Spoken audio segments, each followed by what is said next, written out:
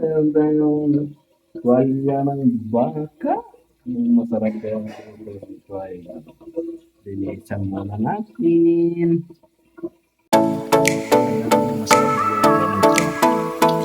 Linisan muna natin kung ano wala ng tapos na natin linisan, pakuluan lang natin at saka lagyan natin ng bawang, lagyan din natin ng tumirik para mawala yung amoy. Ayan, takpan natin yan, my dog! Nauna natin at saka hiwain muna natin yan. Palamigin natin ng konti.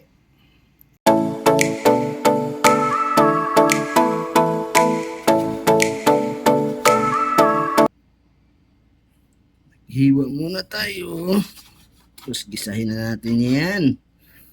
So, anong masarap na luto kaya dito? Gawin natin ito. Yung masarap maghigop ng sabaw. Di ba?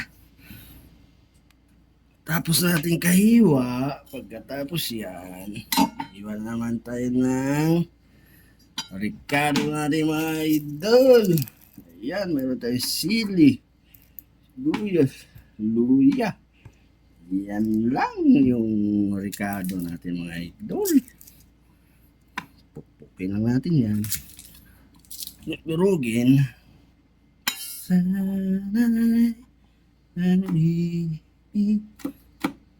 Tapos nito, gisahin na natin yan.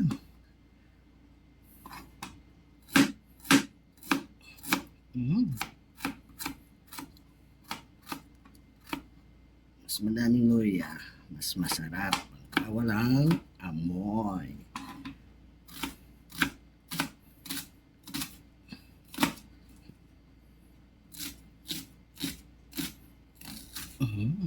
Tapos, ganyan. Gisa na!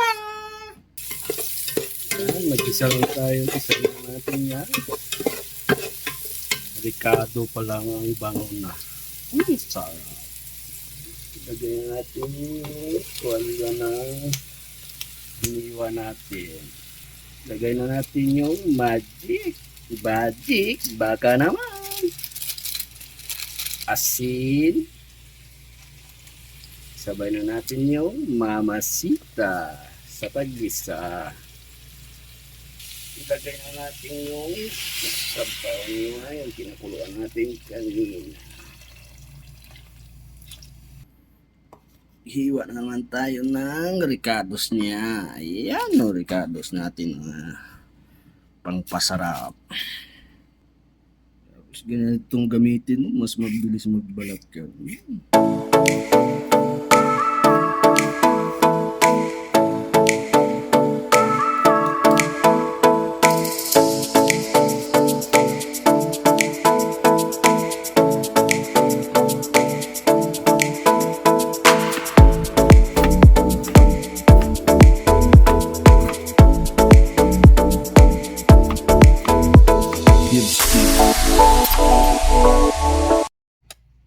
Yan na, luto na yung niluto natin, yung tuwalya ng baka na yan. It's eating time!